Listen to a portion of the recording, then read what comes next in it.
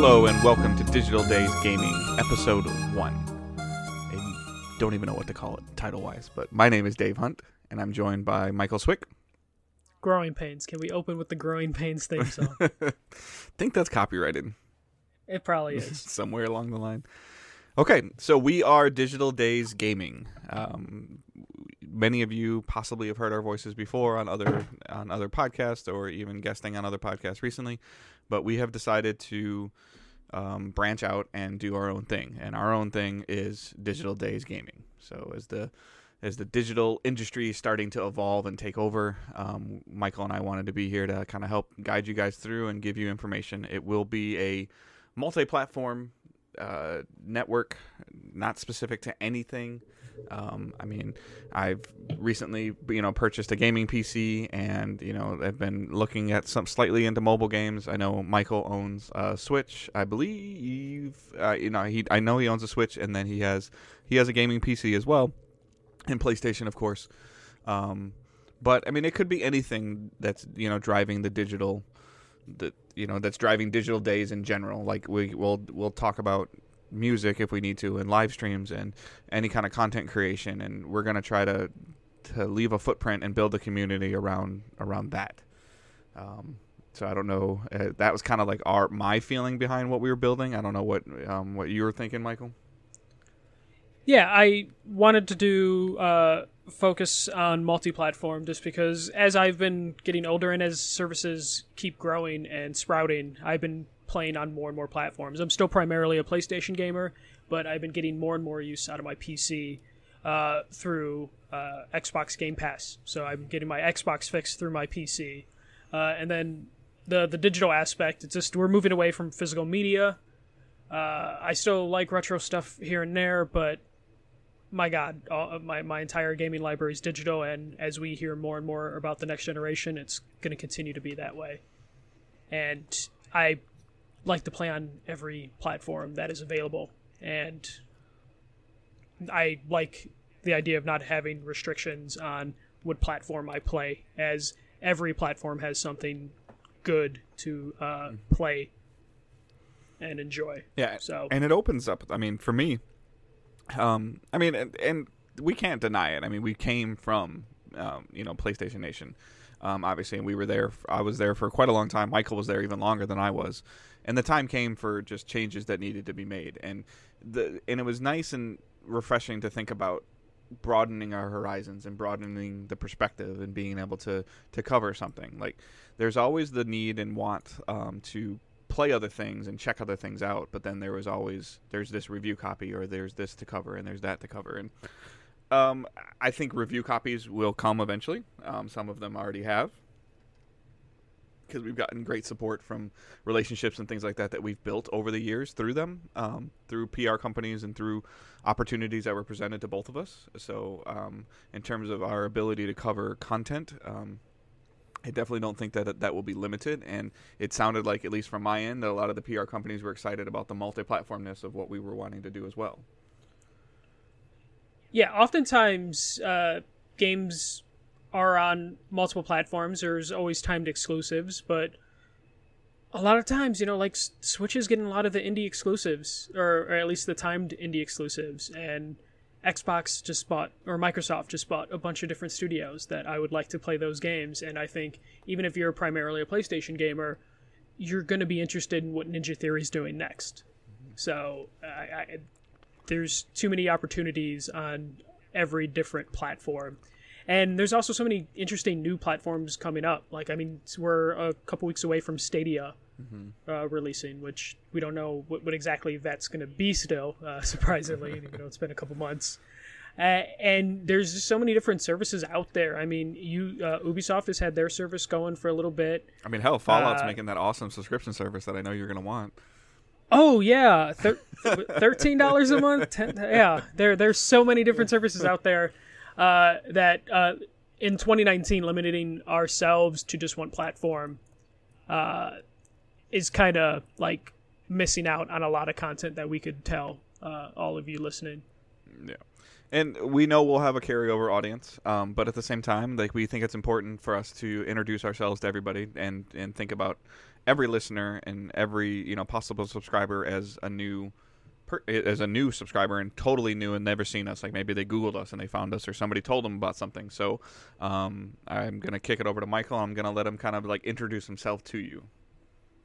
Yeah, my name's Michael Swick. I'm from Chicago. Been primarily a PlayStation gamer my entire life, and I don't know. I'm always bad at explaining myself. I'm always the worst person to introduce himself at anything. I have been gaming for a long time, and I've never really found like a specific genre that I like focus on. I kind of dabble in a little bit of everything. Right now, currently, I'm just still obsessed with Overwatch as my like primary shooter, and I've gotten back into Call of Duty after I would say like a 5 or 7 year gap of like playing Call of Duty consistently through high school, and then during my early 20s and mid 20s just stopped playing Call of Duty up until Black Ops came out last year. 4. And yeah, Black Ops 4. I couldn't remember if it was 3 or 4. I.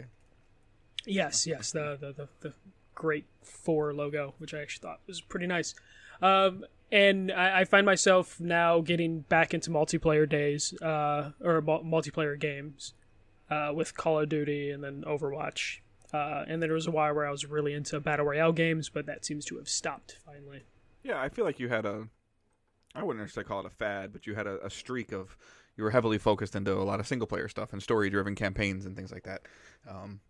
Like you were, I hope you could do this for me as well, but you were really into Fallout and The Witchers and things like that, to where you were pretty focused, and those were games where you needed to kind of just be alone and pay attention to what's going on.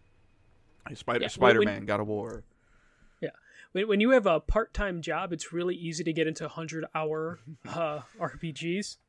And then as I've gotten older, I've evolved into multiplayer games are just so much easier to just, you have 20 minutes to play. That's a round of Overwatch or like 2-3 rounds of Call of Duty. Mm-hmm. I still play those games.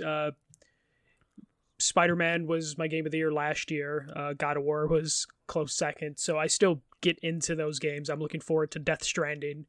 Not as much as Dave is getting excited for Death Stranding, but I'm still into single-player, story-focused games. I tend to, during the week, if I have free time, I will fill that free time with a multiplayer game or terrible movies and TV shows that I've been rewatching over and over again. So yeah, if you're listening now, right now, the show I'm rewatching is Community, which means probably this time next year, I will also be watching Community again, because I just cycle through my favorite shows months at a time. Buffy's next. So, oh my gosh, no, not again. Yeah. Yes, I'm going to get through Buffy and Angel one more time before the end of the year. Yeah. But Dave, let's hear a little bit about your gaming habits. All right. Well, like he said, and like I've said before, my name is Dave Hunt. Yes, I do go by Dave primarily. Very few people call me David. That's just kind of my own personal pet peeve, which means that everybody... Yep, don't call me Mike. Yeah, which means that everybody's going to call him Mike and me David now. I'm 36 years old. I live outside of Detroit, so metropolitan Detroit. I've lived here pretty much 31 years, and I had a couple years that I lived in Kentucky. I have 3 kids. My oldest is 20. My oldest son is 20. My only daughter is 17, and my youngest son is 4. And yes, I said 4. So for those of you that are counting, that's a 13-year gap between kids. I had 2 kids at a very young age, and then I had like what I like to say is I had a 3rd kid at the correct age.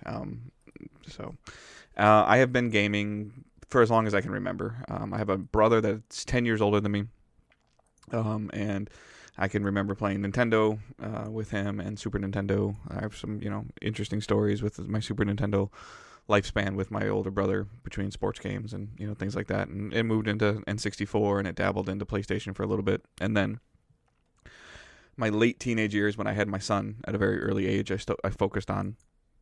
tried to focus on taking care of the situation that I put myself in at that time, getting through school and being able to support a family.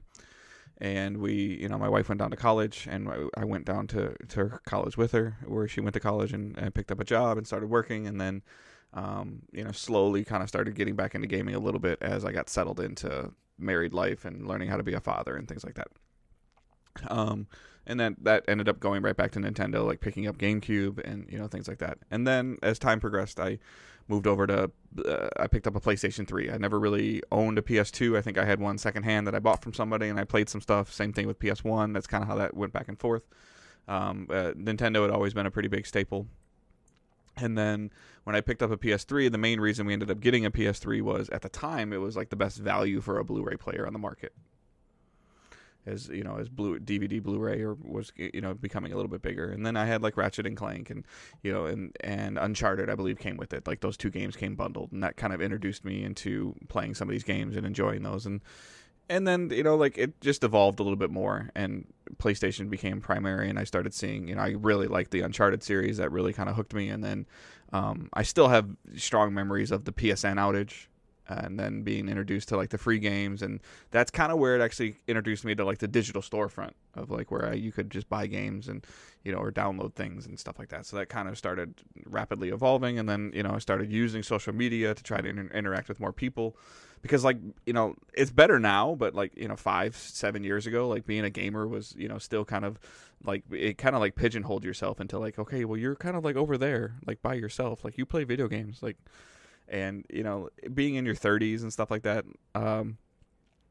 being in your 30s and portraying yourself as somebody that enjoys playing video games still gets different looks from people that are your age or older.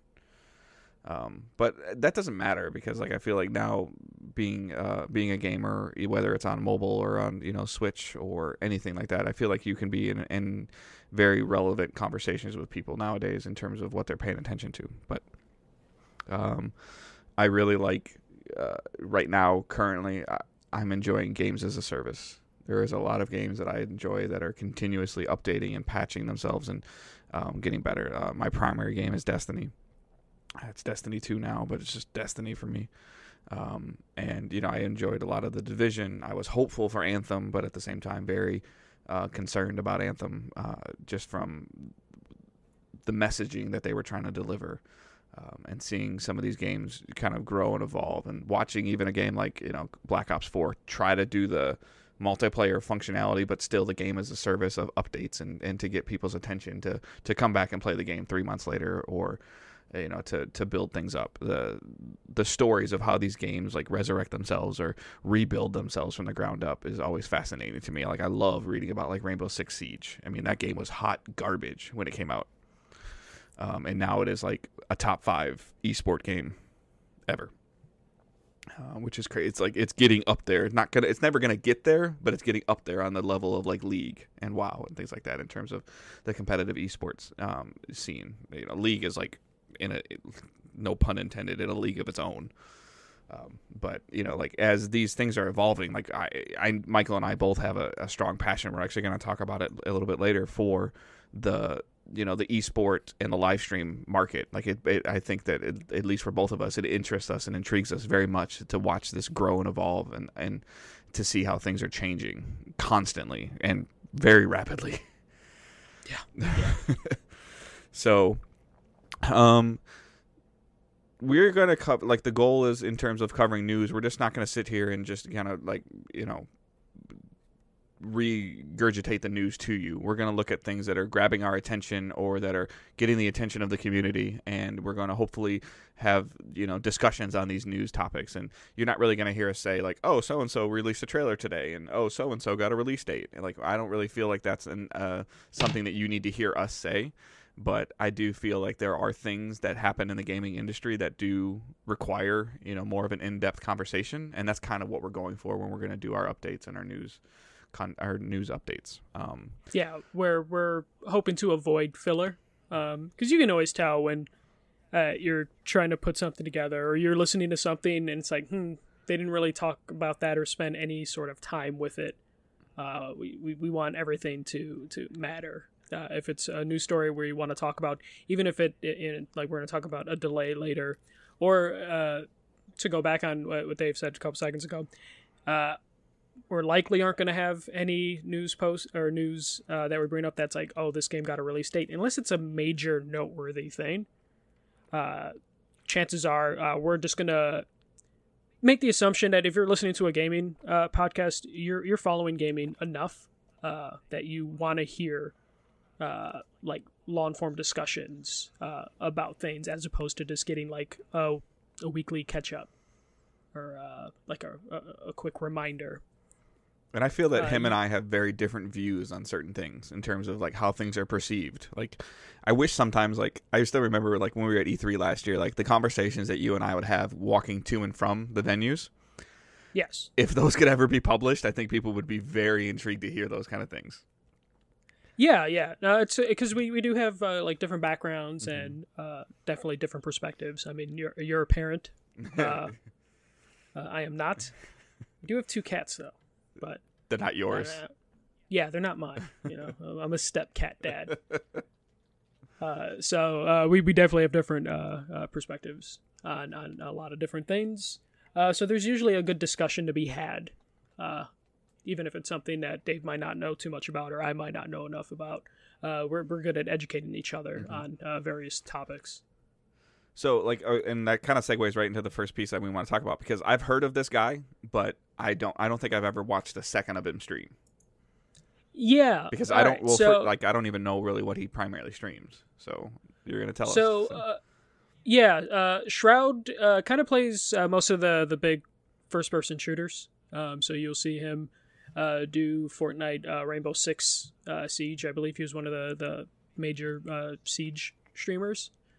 And on Twitch, I believe, the news story is Twitch streamer Shroud has signed a deal with Mixer, and he will be appearing exclusively on Mixer.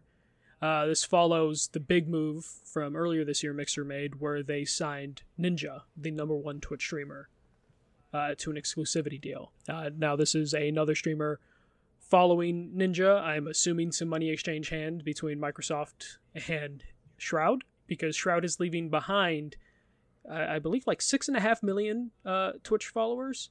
I believe he was at least in the top 5 of streamers on Twitch. And now he is moving to Mixer. And this is kind of huge because we knew people would follow Ninja into Mixer. And I wasn't really expecting one of the top 5 streamers to also leave. I would assume... I assumed Amazon/Twitch would have locked down some of their top streamers. And it looks like they didn't. And Mixer is just picking them up. For them to get 2 of the perceived top 5 within 6 months of each other is nuts. It's like the Miami Heat getting LeBron James and Chris Bosh, to join Dwayne Wade. Like, it's a big move for them to do. And Ninja was huge. He still gets big numbers on Mixer. He wasn't as big of a move as everyone thought he was going to be in terms of like trickle down economics of streamers, of people following him and then following other people on Mixer. But Shroud being another one, now there's more reason for his followers, who are also Ninja followers, to stay on Mixer. And it opens up, a new spot for someone to take on Twitch. Yeah. Or for Mixer to make their next move. I mean, I think it's interesting, like, you talk about the stay on the app, and like that's kind of like the goal. So like I'm like, I watch streams on my phone primarily. That's what I do. I might be watching them like when I'm laying down, or if I'm watching a football game or something, and I'll kind of like pull a stream up, or just, if I'm in the car, like my wife is driving and I'm in the car, or random places, waiting at a doctor's office, waiting to pick up my kids, anything like that. I don't really I wouldn't say that I sit and watch streams like I watch TV, where I'm like, hey, it's 8 o'clock, I'm going to watch this. I don't consume streams that way. But I do know that people that have the ability to or the job that they sit at their desk and they can put something up on the on a TV maybe, or on another monitor, or even in the background, and they kind of listen to the gameplay and they listen to the conversation, and then if that streamer goes offline, they may or may not just move to a different streamer. So I feel like if, you know, for a little while there, maybe with Mixer, if Ninja wasn't online, then the community just wasn't on Mixer. And now if, you know, maybe Ninja goes offline and then Shroud is streaming, then they can just move over to him, and it keeps them on the Mixer page, you know, versus, you know, like you had mentioned, now somebody else kind of moves to the top spot of the Twitch directory of, you know, Rainbow Six Siege or whatever, and somebody will just they'll watch him, or they'll, you know, they find other creators through hosts and raids and stuff like that they ended up following, and then they just move to them. So this is now possibly two people, you know, two major view catches that Mixer is getting to hopefully then, you know, keep the people on there, versus, okay, Ninja's not on Mixer, I'm going to open up the other app. Yeah, and Mixer is definitely having issues. I think part of the reason Ninja didn't have as big of an impact as they thought he was going to have is Mixer's still trying to figure out a way to kind of put other people, like, you know, you may also like situation. They're having issues like spotlighting other streamers, and they'll be able to figure that out more if they have another 6 million people join their app, and then they can get more data and see if they can spotlight other followers and grow their own, as opposed to taking Twitch. I didn't mention in my intro, I'm a huge wrestling fan. So this immediately reminds me of 90s wrestling, when WCW would sign WWF guys. And that would pop ratings temporarily, but in the end, the WWF won because they were growing their own talent, and Twitch is really good at growing their own talent because every streamer is on Twitch. Right. So soon as one leaves, another couple can rise up. Yeah. So Mixer needs to now, they can only take the top Twitch people for so long before they have to grow their own talent and make Mixer a worthwhile place. But temporarily, this is a good move, you know, especially I delete apps on my phone all the time. So like if I'm someone who like watched only Ninja and Shroud, I might delete the Twitch app and just keep the Mixer app. Or if it comes down to like a space decision when you have another app you want to download, it's like, okay, like what am I really using? Like what am I really using on a daily or weekly basis? And it's like, I only go to Twitch now like every couple of days. Like I don't really need to go there. And one thing you have to take into account, how many like kids watch who might not have a high-end phone with like a ton of storage space. Right. Like it sounds crazy to think of storage space, but if you think about a kid who their parents buy them like a 16 gig phone or a 32 gig phone. Yeah, I've gotten the evil eyes from my kids before for getting them small gig phones. Right? Yeah, no, but you can then attest to this, to where your kids probably have to make the decision at a certain point of like, I got to get rid of something. Yeah. And that's when you start breaking down the apps. Yeah, especially now with everything having an app. Like, you know, like I take her to, you know, I'm out with my daughter or whatever, and I take her to Panera Bread, and we're pulling in, and she's ordering on her phone before we even go in there, so she doesn't have to worry about it. And I'm like, it's like, okay, you know, like, but I mean, like, that's a gig, you know, or that's a half a gig, and then, you know, Noodles and Company, or, you know, Jimmy John's, like all these other things, like every, you know, like all these places that these, you know, they go to, and those are ones that they use, you know. So yep, there's so many little things that you have to take into account for that these big moves kind of play into. Especially, let's be honest, like the majority of like the Twitch our audience for these big streamers are kids, teenagers.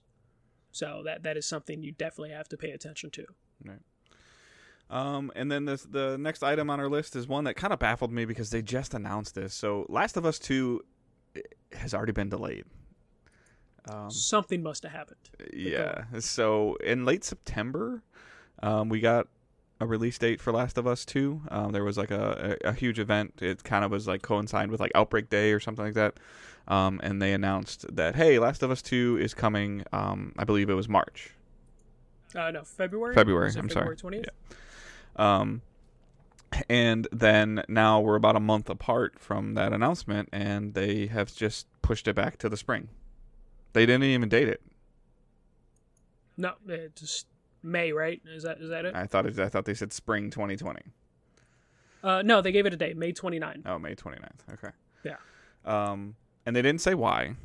There was a lot of, and I don't think this is the reason why, but there was a lot of flack about the lack of multiplayer. Yeah, but I don't think that's enough time for them to get multiplayer. No, and they hinted separately. It sounds like that they may be working on. I mean, pretty much the way that Druckmann tweeted it, Neil Druckmann, the one of the creators at Naughty Dog, the way that he phrased the tweet that I read, or the one that he wrote that Naughty Dog tweeted out, was it almost sounded like they're working on their own multiplayer game, like on its own. Yeah, he was. It's weird that he didn't just outright he outright said there's no multiplayer, but he hinted that there's it's not something that they're not paying attention to, or they're not working on, or weren't working on, and could be on its own soon, or something like that. Yeah. So I mean, that's very interesting to me. But I'm with you. Like, they obviously, maybe in August or whatever, they sat down with the Sony executives and said, hey, we can hit this day. And then they decided to bring the media out, let the media play it. And those were nothing but positive from what I saw, of allowing the media to play it. And then something went wrong. Yeah. It could be anything. It could be rewrites to the script, because not too far or not too long before they announced a release date, they were talking about wrapping mocap, maybe a month or two prior. So there might have been reshoots that need to be done, or just anything. There could have been some crazy bugs that they're just we really need to fix this, and we're gonna need extra time. And the good thing is Sony is really good at allowing their creators as much time as they want. So this can only be good for the game. It's just kind of crazy. A month later, I would expect a delay. In December, I mean, even if you're going to weeks. delay it, just wait. Yeah, but it might be one of those things where, Naughty Dog said to PlayStation, "Hey, we can hit this date." PlayStation PR is okay, cool, we're going to hold this event now, and then at that point they're like, "Shit, we're not going to be able to hit that date," but all that event stuff was paid for, and they just had to go through with it. Video game development is difficult. So I'd rather it get delayed, and it's not a huge delay. I'd rather it get delayed and they don't have to crunch, but they still get extra time to work on a game. I mean, Uncharted 4 went through something similar to this, a little bit shorter, and it pretty much came out, and it even later came out in Jason Schreier's book, Blood, Sweat, and Pixels, that they had Naughty Dog went to Sony and said, we need more time for something, and Sony gave them more time. And then Sony actually had to delay Uncharted 4, not Naughty Dog, because they actually did run into a production issue of pressing discs. Yeah. So that, so initially got another delay. I don't think that this coincides with that because of how long the delay is. If this was going to be from February to April 1st, I would say it's a production issue. But I feel like there is something in development that went wrong. I mean, it could be something as crazy as and it's pure speculation on my part, but something as crazy as, You were saying that they were wrapping, the ending and stuff like that, and you come to work one day and somebody goes, "Dude, my computer died." Yeah. It could be a weird mistake thing, or it could just be they're just "Hey, we need more time. We're not satisfied with something that's going on." Luckily, they work for Sony, they work for PlayStation, and they can get that time. If anyone deserves the benefit of doubt, it's Naughty Dog, in terms of if they feel they need more time. They can have it. They can have all the time in the world. I'm definitely gonna play that day one, and thank God they're moving it. Though it's now I feel like it's more in the way, because March and no, actually it's kind of out of the way now. Yeah, I just realized it's kind of out of the way, because Cyberpunk, I believe, was April. And I'm sure that had to be some kind of factor, though, in terms of when they were delaying it. Because, when they were in February, they were kind of at the beginning of this surge, this huge wave that was coming. And now they're kind of at the end of the wave. Yeah, it does, though, get them out of Sony's fiscal year, I believe, which we'll talk about fiscal years in our next story. So Sony kind of loses out on this because you always want to make your numbers, big, though their business year might be a little bit different in Japan. I know that sometimes that's a little different. it's just usually you want to get your games out before March, and this is gonna be out in May now. This is gonna get looped in with their PS5 revenue. Yeah, which probably wouldn't be a bad thing for them to pack those numbers, if that's how they're gonna do everything. Do you think this delay has anything to do with them trying to make the two versions of the game? No, I don't think so. I'm sure we're gonna get two versions of the game, or we might not get two versions of the game. We just might get like an enhanced patch, since it's backwards compatible. Because they don't have to worry about pressing new discs for it, though they probably will do that anyways, just so it's not confusing for people. Right. When the PS5 comes out next holiday. But yeah, now May 15th is the Avenger. Oh god, so April 16th is Cyberpunk 2077, and then May 15th is Marvel's Avengers, and then May 29th is Last of Us Part 2. So they just got into a more packed time, and we'll talk about the next story if you want to take that away, and talk about other games that will be now in that window possibly. Yeah, so Ubisoft had their earnings call, which happens quarterly, and they seem to, like, as the reverse of like where Sony and Naughty Dog came out and said, hey, Last of Us Part 2 is being delayed. Like, they publicly came out and did a story and press release on it. This came from the earnings call of where Ubisoft announced that it's delaying Gods and Monsters, Rainbow Six Quarantine, and Watch Dogs Legions into physical 2020/2021. This means that these games could all be released sometime between April of 2020 and March of 2021. So, like, that's a really broad window, and they kind of just delayed them. It sounds like this delay is from Ghost Recon Breakpoint issues. Yeah, Ghost Recon Breakpoint didn't set the world on fire. It did okay sales wise, but I think that they were more concerned about the community, the feedback they got about the game afterwards.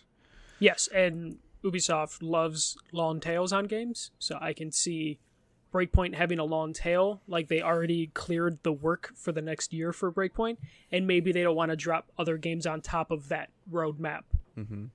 That will cause, people not to care about all the work going into Breakpoint. And then for the most part, the thing that's like most interesting about this to me is that we've heard about Ghost Recon Breakpoint, Watch Dogs Legions, Rainbow Six Quarantine, and Gods and Monsters all at the same time.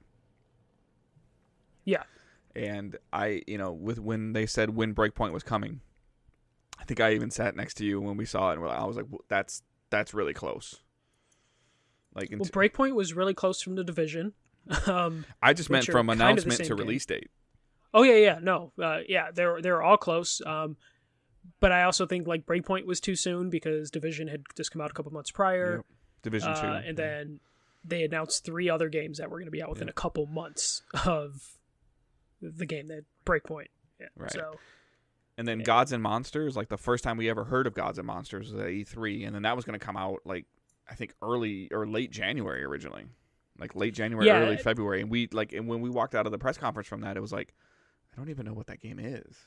No one did. It looked cool, and Ubisoft obviously thought it was important enough because it was towards the end of that press conference. Mm-hmm. But yeah, they announced a lot of games, or not necessarily announced, but revealed a lot of release dates and time windows for multiple games, to where they were basically competing against themselves. Mm-hmm. And having to compete against everyone else. Yeah. So these games now are going to at least be out of the way of the craziness. And also that could be why they also delayed stuff, is they saw how crazy the first 4 months of next year are. Yeah. And we're like, hey, let's just get out of the way of that, and let's slap a PS4 and then slap a PS5 logo on these boxes. And then go from there. Yeah. So it's just more development time. I know I've seen a lot of the Watch Dogs team tweet out things of like they're relieved. Like you had mentioned, like the crunch and things like that. Now they have more time to truly flesh out their vision of what they're trying to accomplish in these games and things like that. So those are all positive things. I mean, there's really no negativity coming from the studios about these delays, or nobody's like sounds like they're surprised that they happened. Yeah. And who knows? Maybe they delayed these games because, like, Breakpoint microtransactions didn't sound too great. And they were like, hey, we got to fix this. And overall, Ubisoft does a pretty good job with their microtransactions.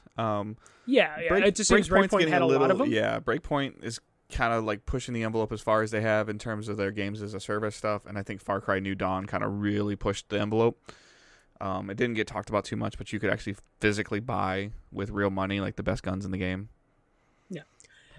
This is like Ubisoft's also kind of put themselves in that same light that I give PlayStation in terms of, hey, I trust them when they delay games. I also trust Ubisoft in terms of how much they react off feedback from the community. I feel like their last couple releases have shown that they listen to the community and have changed course when needed. So them delaying stuff, and I believe like the developers at Ubisoft's many studios paid attention to any negative feedback from the Division 2 or Breakpoint and are course correcting, and this could play into the delays. They could not, they may not, we don't know. It's just conjecture, but it could be just all of that going. And then again, I trust Ubisoft just because they don't abandon games too often. Ever. Yeah, they haven't abandoned one yet. I mean, other than not releasing certain games, Skull and Bone, they don't seem to abandon games once they're released. Mm-hmm. So I trust them to put out at least a decent product and then not abandon it once it's released. And then overall, I wanted to talk about, like you briefly kind of touched on it, the upscaling possibility of these games, or I'm wondering, like, even if, Ubisoft is kind of running into the same issue of, like, we need to kind of develop for two platforms, like they already know how to develop for multiple platforms at the same time, and they're double downing on their on Stadia the full bore as well. So developing for multiple platforms or an upgraded platform, because that's what these new consoles are going to be. They're just going to be an upgraded platform. I wouldn't like calling them a new console is hard for me because I don't really feel like they're going to do anything like super revolutionary. No, I think all the leaps are going to be in software and like operating system and services for these new platforms. But generally, the games are still going to play the same. Yeah. So I mean, like hitting certain parameters, I would expect the biggest thing I would expect from next gen is that every game run at 60 frames. I wouldn't even expect that, to be honest. I don't trust. I don't trust anything anymore. But I would hope. Right. So, do you think that the looming next gen is affecting these games? Yeah, I think so. I feel like The Last of Us Part 2 being delayed kind of puts Ghost of Tsushima as a next gen game. Even though they haven't said anything, I believe they said it was running on PS4 Pro when I saw it at E3. But I feel like if Last of Us is taking Sony's spring spot, and Sony always has a spring spot, that they're not going to release Ghost in August or September and then release a new console in November. Exactly. Or they're not going to pull a God of War 2 and release it. Yeah, those days are gone. Because that was like a big thing. It's like the God of War 2 released like the same year the PS3 was out.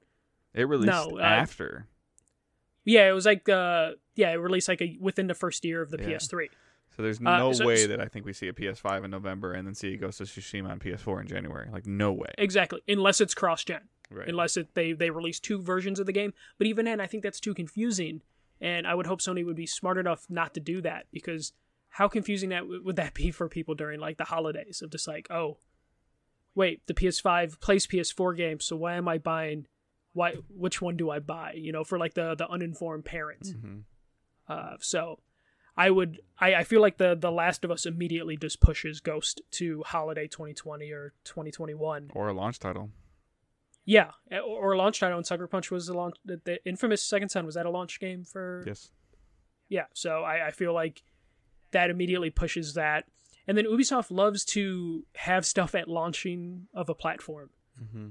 So any one of these games, if not all three, will probably be like launch titles or either re-released for the PS5. Because there's not a platform that Ubisoft hasn't put a game on when it has a launch date. Because they know that's a good time for sales because the pool of games is limited for people to buy. So, okay. So we're gonna jump into playing and watching. So for me, I've played recently within the last couple of weeks a little bit of Ghost Recon Breakpoint. That was something that Ubisoft was kind enough to send me, and it's something I'm still trying to get myself into playing. It's one of those games that I enjoy much more when I'm playing with friends. So the UI is a little rough. I've talked about that, before.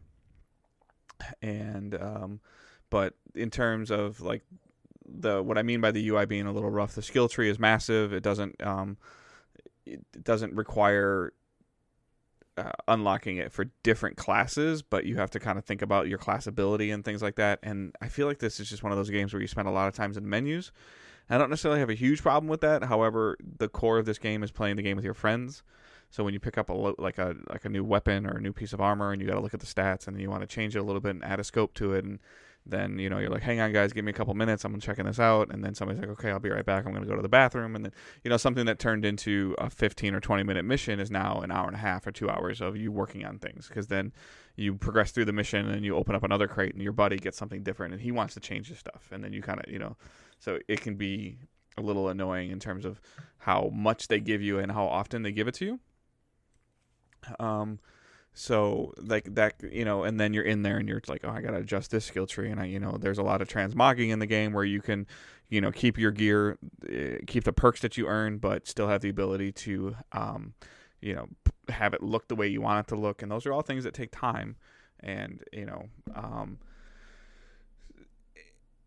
and the UI slows the game down. I don't really think that there's any, I didn't expect this game to perform, from a, graphical standpoint, super well, because it's such a huge open world game that I'm comfortable with how it looks, and it doesn't bother me that there's pop-in when you're flying on a helicopter and you're flying, 30, 20 miles or 15 miles or whatever distance, what it would be like in real life. And then I have played a lot of Destiny 2 with Shadowkeep coming out. Really enjoying the loop of what they're trying to do. It still has its problems as you're getting up to, max power and things like that in the game, and how the artifact is working. So they added the artifact with this season, where you upgrade your artifact, and as you're upgrading your artifact, you unlock more skills. And the way that you upgrade your artifact is through straight XP. And you can, in each XP level is a certain amount of points, and you can do that from playing the game or in turning in bounties and doing powerful rewards and things like that. And then you get to pick, there's 5, 10, 15, 20, there's 25 things in the artifact that you can pick from, and then you're only allowed to unlock 12 of them. So there's decisions to be made, and some of the mods that are in there are faster reloading for submachine guns and better draw time on bows. And they added this the coolest thing that I think they've added is you have enemies that you'll run into throughout the world that are either unstoppable enemies, barrier enemies, or overlord enemies. And what that means is that you need to have a specific mod on your weapons to be able to counter that. So you need, in order to deal with an unstoppable ogre, you need to have unstoppable rounds. And then you can equip those on a hand cannon, or there's an exotic bow that came with unstoppable. Or you'll run into these barrier enemies that as you're fighting them, they put out this barrier shield around them. And if you're unable to break that shield fast enough, they regen their health. So your loadouts have to be built around this artifact and around these champions. Because defeating all the champions through a strike is how you get the best loot at the end of the strike. So corresponding your teams together and things like that is very important. And obviously they brought the raid out. The raid has been perceived very well. And then they brought this pinnacle system out of the hard cap of power. As your gear gets better and you equip higher and higher items, the cap is 950, and you are able to do things that are called pinnacle activities, which are very few in the game right now. And those can slowly start to reward you with higher pointed gear.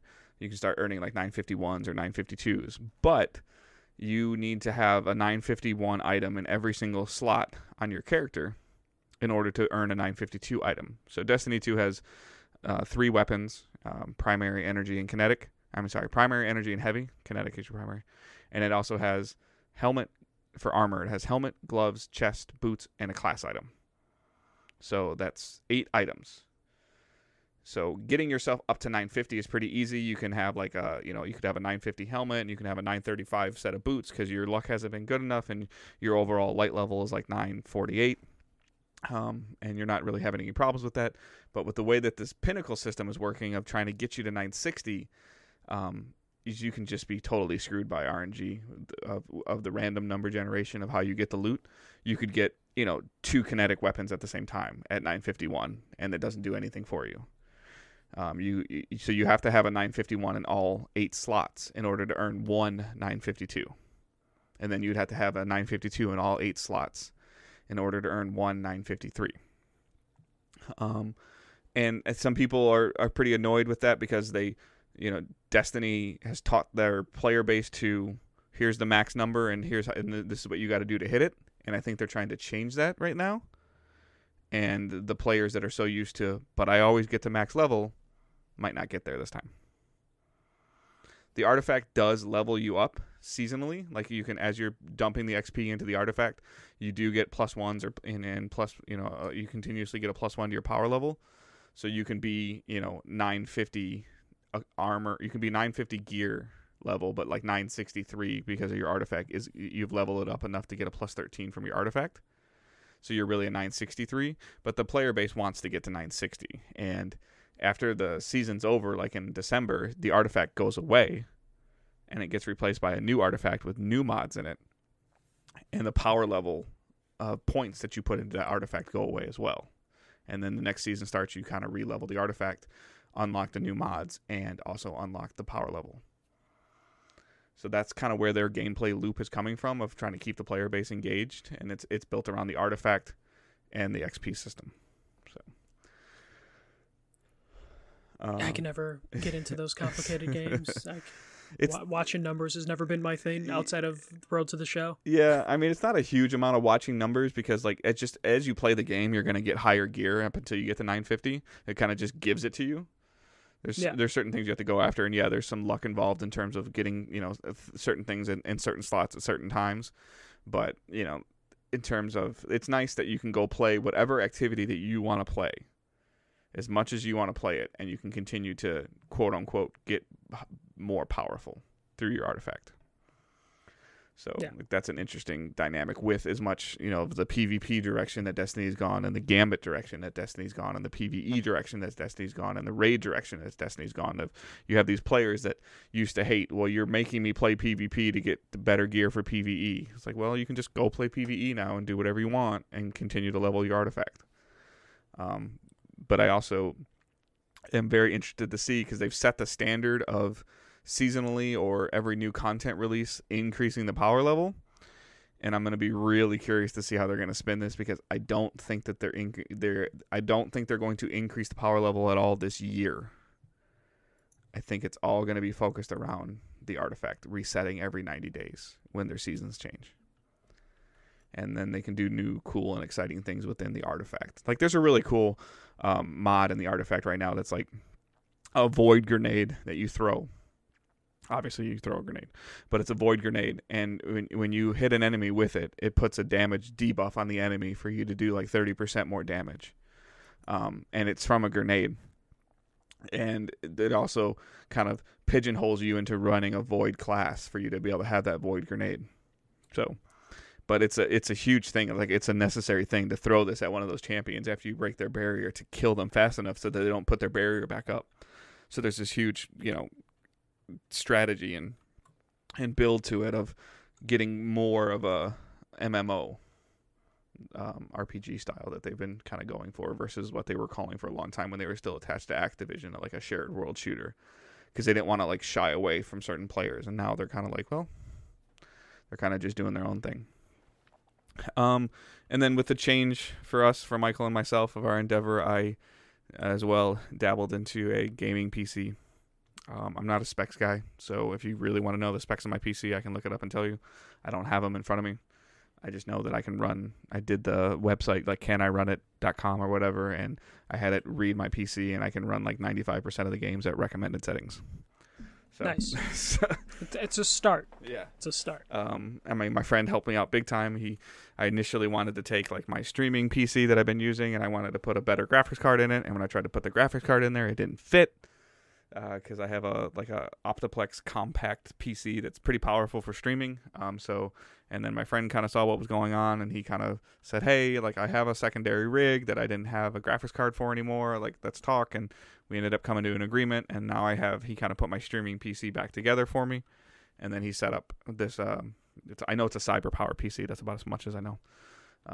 Yeah. And then I, went into Games Pass, and I got Games Pass for like $1 this month or 2 months, and then it's like $5 a month because I don't have the console. So, and there's a ton of stuff. Worth it. Yeah, there's a ton of stuff on there that I'm like, oh, that's gonna be kind of cool. Like I've never played a Gears game. Like I might have played it at like a friend's house for like 5 or 10 minutes, but I never like sat down and played a Gears game. So some of those things I was waiting to do. For when we launch this endeavor, and that is now launched, so that I can stream for you guys, and you guys can maybe see some of my impressions of playing a game. Do you like roguelikes? I don't know. Like, okay. I mean, I've heard really, really good things about Dead Cells. Okay. There's a roguelike. It's a first-person shooter, sci-fi first-person shooter that has a lot of humor. Okay. That's on Game Pass that I highly recommend. It's in my top 10 list for Game of the Year. Okay. So far, Void Bastards. Okay. You need to download that. It's a good roguelike shooter.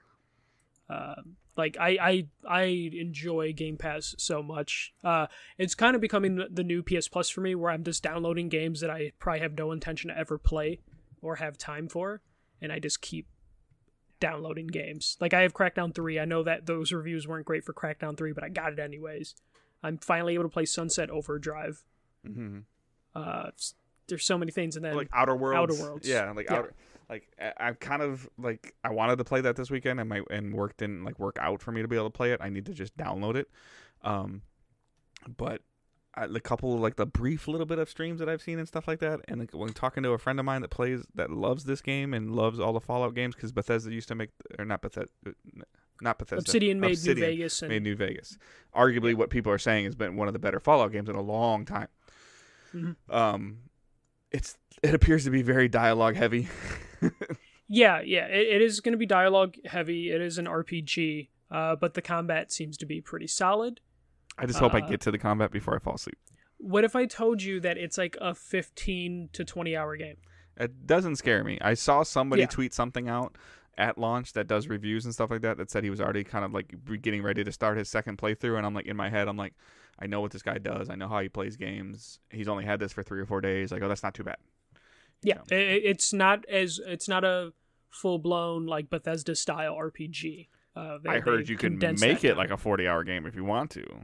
You can, but it sounds like you're really like scraping every last bit of content. But if you want to just plow through it, you can get through it in like 15 hours. Which I'm looking forward to like really diving into it. So yeah, like I'm really looking forward to like Halo games and Outer Worlds, and Gears of War games and Outer Worlds, and then I'm pretty sure that Halo is coming to the Halo collection. The Master Chief collection is going to be coming to Games Pass. I really like Bungie as a studio, obviously because I have a very affinity for Destiny, so playing some of their first games that they made and stuff like that, in terms of like it's intriguing to me. Like Halo, I don't think I've ever played. I've only played it here and there, and I'm looking forward to jumping into Halo. I played the first one, that's it. Yeah, so it's definitely something that's, like on the top of my list of that Master Chief collection is very interesting to me. And then, I'm being introduced to, like, as I scroll through Twitter, I saw something today. Like, there's a couple things that are intriguing me about it. Like, the Wario will tweet out, oh, this game's on sale. Torchlight 2, I think it was. Like, I'm like, okay, like, it sounds like it's a really cool game. It's $15.99 on Amazon and $15.99 on PSN and $4 on Steam. I'm like, huh. So, it's like $4. It's like, I've heard about all these Steam sales and stuff like that and adding things to your library, and it's like, oh boy, but in terms of how much stuff I potentially have missed that was maybe PC exclusive or that I didn't play, years ago, and you're still like, it's still expensive on the Sony store, but it's on part of the Steam summer sale and it's like $4, like that'll all be things that I would love to dabble in. And then for anybody that's going to ask, I just plug my Scuff Vantage into my PC and I play with a controller. Like, I'm not going to mouse and keyboard. Like, I can't. I can't. If the only way that I think I would ever mouse and keyboard a game is if it's a brand new genre to me. Like, I don't think I could ever play a shooter with mouse and keyboard. I tried to play Destiny 2 with mouse and keyboard, and Destiny 2 looks amazing on PC, by the way. It's like running at like 90 frames on my computer, and it's like, it looks just so much better, and the load times are so much better. But my friends are on PlayStation. I'm going to try my hardest to stay on PlayStation. So those are all things that are like super interesting to me, and being able to stream some stuff and to change that things. I spent a lot of time getting the PC ready, and then I got like a HDMI switch for my PC and my console, and I got a keyboard switch, so I don't have like 4 keyboards on my desk and anything like that. So I spent a lot of time tinkering with things and learning how to do things, and Michael knows this about me, and when I tinker with something and it doesn't work, I get very annoyed very quickly. So my wife has been a godsend to me, where she's like, okay, you need to leave the room. And then I leave the room, and I come back, and she's like, this is how this works. And I'm like, oh, okay. So that's kind of one of those things that's been, a huge deal to me. So I would love to, if there are, Michael recommended Void Bastard, if there are recommendations from you guys, I love interacting with the community. And I hope that we are able to build a diverse, large gaming community with Digital Days Gaming. In many facets of the world, and I want to know what you guys want to see or what you guys think I should check out. That stuff is very important to me. Yeah, for me, playing, I won't bore anyone with Overwatch talk just yet, because that will be next week when they announce Overwatch 2 at BlizzCon. My main thing I've been focusing on the last couple days, just because the last couple weeks I've just kind of been not gaming too much. I've been watching a lot of wrestling, because there's wrestling on every night of the week now, which is like a blessing and a curse. Like, I'm kind of tired of wrestling, but I can't stop watching because it's just always available. But back to video games. The only video game that I've really been playing the last couple days at least has been Call of Duty Modern Warfare, which we were lucky enough to get a code from Activision for. And this is an old school Call of Duty game. It's so fucking weird that in 2019 I'm saying old school Call of Duty and I'm referring to a Modern Warfare game. Because it feels like it wasn't too long ago when I was playing Modern Warfare 2 and 3. But this is like the Call of Duty a lot of us kind of grew up on. This is definitely feels like the Call of Duty I played in high school. It's not the sci-fi space adventure that we've kind of been having the last couple years. There's like no double jumping, no crazy wall running. This is this is something that they said last year when they were talking about Black Ops 4 of boots on the ground sort of Call of Duty play style. It's your run and gun, but nothing crazy. And it's been a surprisingly breath of fresh air for a shooting game that isn't like trying to be science fiction. And I've been slowly going from getting my ass kicked every single match to putting up decent numbers and just getting back to like bare bones Call of Duty. Like, I'm not to say that this as a package is bare bones, but in terms of like a stripped down version of what the multiplayer has become, this has been really fun. Of just basic gun loadouts, kill streaks are back and they're simplified. They're nothing too crazy. There's no operators for the standard multiplayer, so there's no special hero characters that you have to worry about different special abilities and like trying to counter pick other people. The only counter picking you're doing is if there's a sniper and you have to have a sniper battle, and the maps seem to be pretty favorable for snipers in a good portion of the maps. But I feel like every Call of Duty game you'll hear people complain about, oh, there's too many snipers. It's like there's always going to be snipers if there's a sniper rifle option. People are always going to gravitate towards a one-hit kill. Yes, and no matter what. Call of Duty, because they have a sniper rifle, have to make certain parts of the map favorable for snipers. So you just have to learn and adapt. It's always tough the first like 2-3 weekends as people are learning the maps. and then learning to avoid it. But I've been spending most of my time, it's only been like 2 days I've had the game, just playing like just regular multiplayer.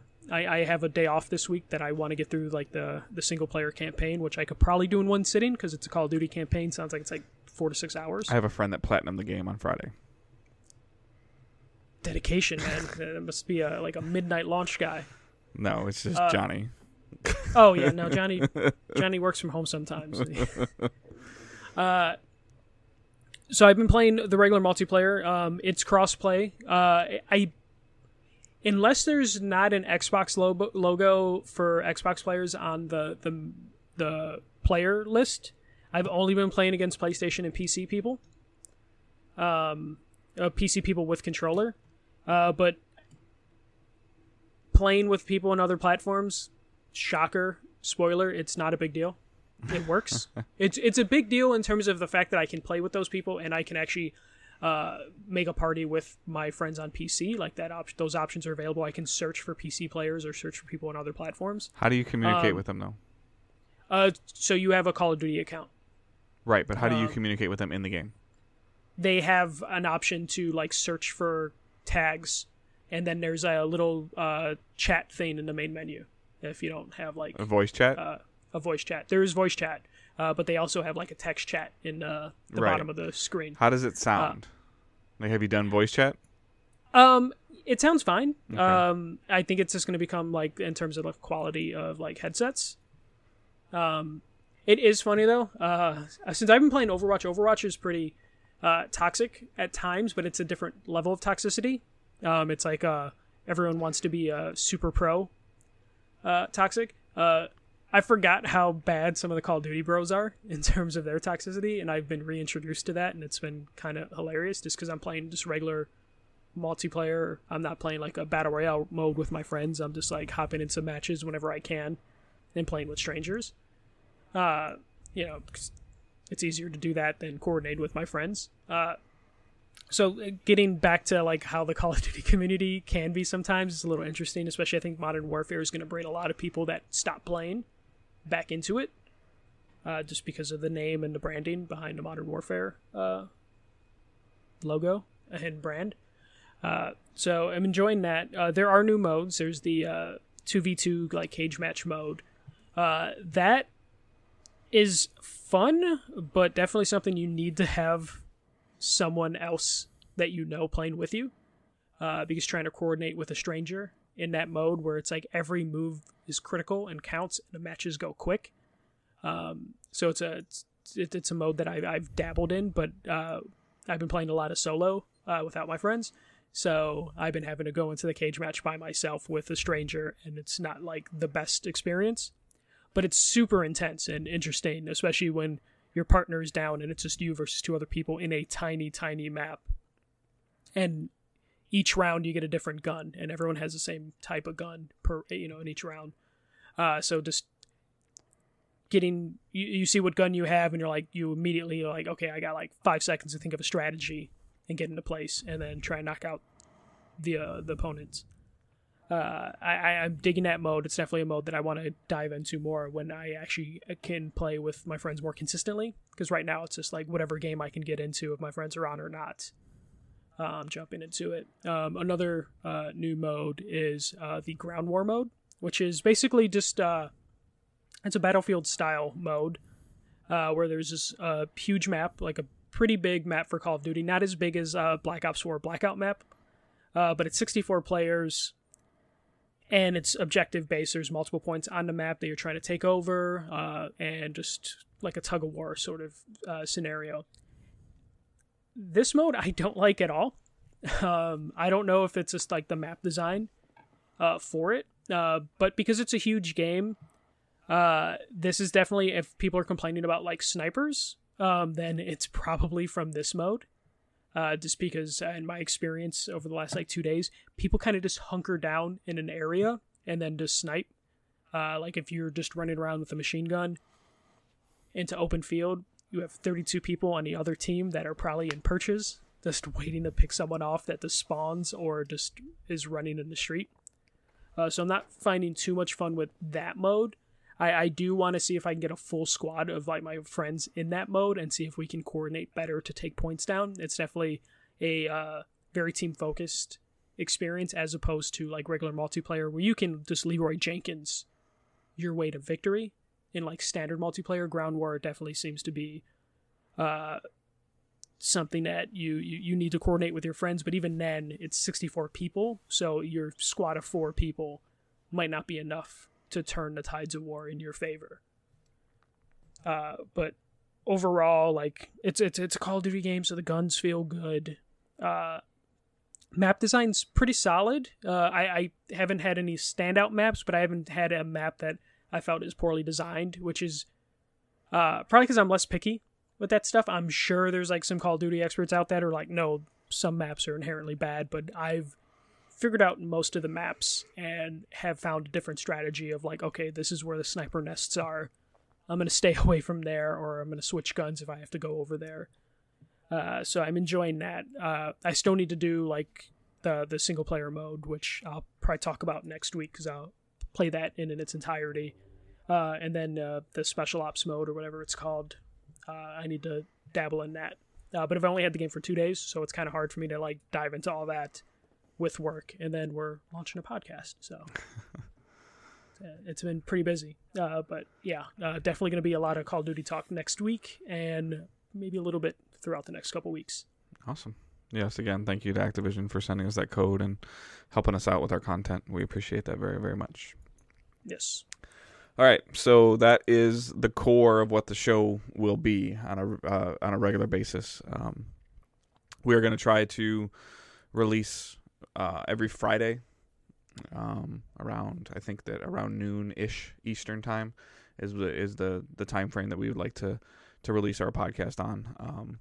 So you can hopefully look forward to that.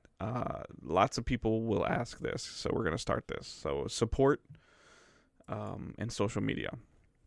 So right off the bat, social media, Twitter at Digital Days Pod. Digital Days Gaming was too long. So it's Digital Days Pod. You can follow us there. Then we will have a Facebook page, a Facebook like page as well that we'll post certain things from.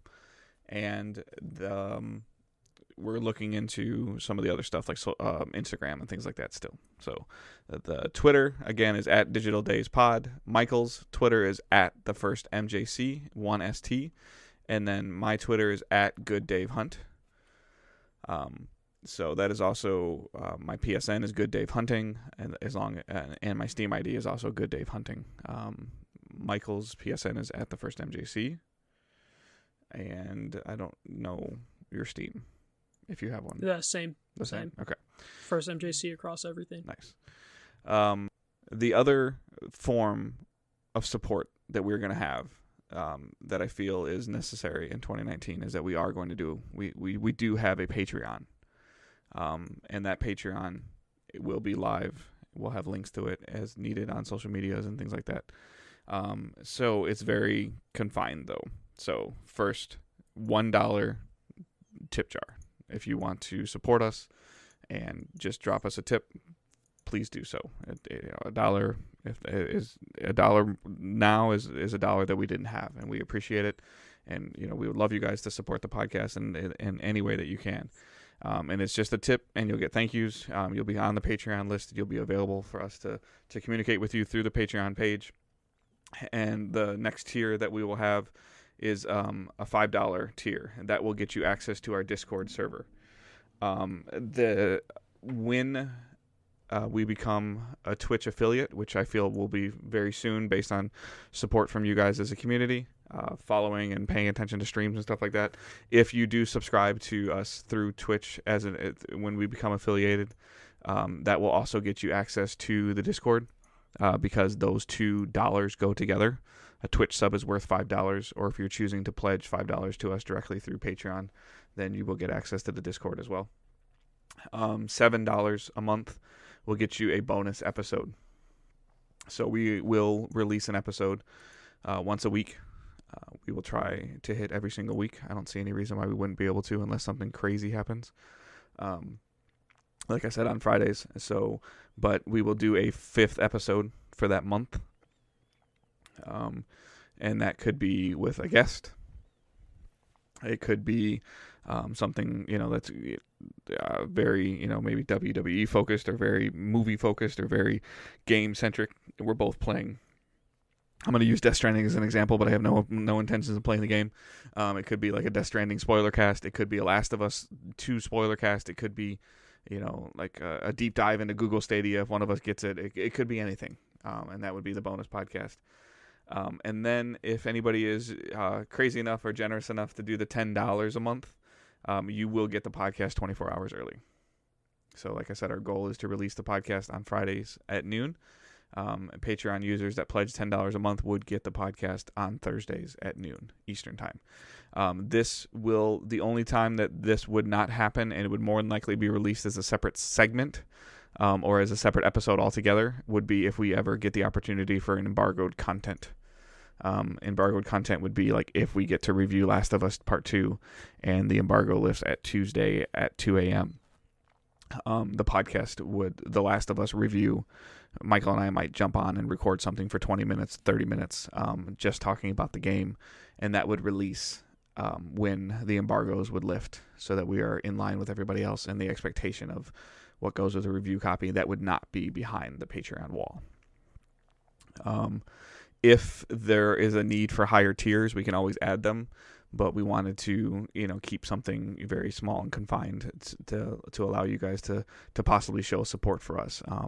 And if you choose to, great. If you choose to just listen to the podcast and review it and share it on social media, that's just as good for us. It's just more exposure. It's an adventure that Michael and I are going out on our own together. It's just him and I. His significant other is supporting him and helping, and my significant other is supporting me and helping. My wife has been a huge asset to building this and launching this product. She made the logo. So if you like the logo, she made it through, I think, probably like 30 or 40 trial and error things, Michael? Probably. I only saw like a handful of them. Yeah. But yeah. So she's been a huge asset. It's been an interesting couple of weeks for both Michael and I. But I love working with Michael. I love conversating with Michael, and I think Patreon will help us conversate with you guys even better. And I want to be. Is that a word? Conversate? Yeah. Yes, it is. Okay. And if you are willing to financially support us, like it will not go to anything but upgrading the content that we're trying to create, whether it's through streams or through the YouTube channel or through the podcast. Or we are going to attempt to live stream the podcasts every Sunday at 9:30. So if you want to see the podcast, yes, I do realize that is a couple of days lead. The podcast is being streamed on Sundays at 9:30, and the goal would be to release it on Fridays. That allows us time to edit and adjust and things like that. And if we are finding that it is obtainable to move that day up, then we will move that day up. And if that day moves up, then the Patreon support for 24 hours early moves up as well. So right now we're just giving ourselves obtainable goals. It's part of the reason why when we talked about news and stuff like that we don't want to use like quote unquote like filler news, because we wanted you to be able to go back and listen to a show from 2 or 3 weeks ago and not feel like you're like, oh, I already know all about this stuff. Like this is a conversation about what Michael and I think about something that's going on in the world or in the gaming industry or impressions of a game. Like I don't have Modern Warfare. I probably won't pick it up until Black Friday if I can, when it's $20, like it almost always is. And then we can have a conversation about that if we need to. But if you guys are super supportive of certain things through Patreon and things like that, we'll be able to do more things. To delve out a little bit more, to purchase a game if we need to purchase a game to allow us to stream and to have better content. So we're going to be all over. YouTube.com/digitaldaysgaming. Patreon. I don't have the URL for the Patreon yet. But I'm assuming it's patreon.com/digitaldaysgaming, more than likely. All those links will be in our social medias, and if you guys consider, supporting us, like that's awesome. That's amazing. If you don't, we will have a Facebook group that you can be a part of and conversate with us as well there. But I don't know if you wanted to say anything on Patreon. No, not much. I think you nailed it. it's easier if we have a Patreon. It helps us create content and then improve upon content. Me and Dave have full-time jobs and a lot of responsibilities. And the support we can potentially get from Patreon will help us kind of balance those responsibilities a little bit more and open up different opportunities for us. Like Dave said, sometimes we only get access, if we get any access to a game. We don't have a control on how much access we have, and this could potentially help us cover more content and make a better show, improve equipment that we have that might be a little old, that we've been using for a couple years. So any support we can get through Patreon would be greatly appreciated. And if you can't support us through Patreon, that's fine too. As long as you're listening, interacting with us, that's all I can ever ask for, is that you're interacting and enjoying what you're listening to. So feedback, sharing the podcast with your friends, all those social media retweets and hearts, all of that helps. So any support that you can provide would be greatly appreciated. Yeah, and we'll get into the ways that, next week, ways that you guys can interact with us. But feel free, if there's a topic that you would like to see us, if something comes out and you want to, hear our perspective on it, post it in the Facebook group, post it on Twitter, tag us on Twitter. I don't know if I'm still learning about Patreon as we go. And I don't really like going into something that I'm not 100% for sure how it all works, but we'll figure it out, and we'll figure it out together, and I'll be open and upfront with you guys. I have no idea how I'm going to release a podcast 24 hours early on Patreon yet, but I know Patreon handles it. I know that much. And I know, through the RSS feeds, they have the ability to deal with that. So those are all things that we're going to grow and evolve and learn together. And I will tell you up front now, we will make mistakes as we are learning. So please just bear with us, hang out with us. I would, love to interact with you guys. And, this is our thing together. And we're going to have a blast doing it. And we're going to grow a community. And we're going to have a whole hell of a lot of fun while we do it. I know it. So I hope that you guys are willing to hang out on the ride. And the outpouring of social media support that Michael and I both got over the last month or so has been overwhelming and humbling all at the same time. So, but yeah, links will be in the show notes, and they will also be all over social media when this launches. So if you're listening to this right away, thank you guys so much for the support, and please just share the show to anybody and review it, like the pages, follow us, hearts, the whole nine. Whatever you can do to help us, we would love and appreciate it. But that is episode 1 of Digital Days Gaming. I have been Dave, and that has been Michael. And I hope everyone has a fantastic week.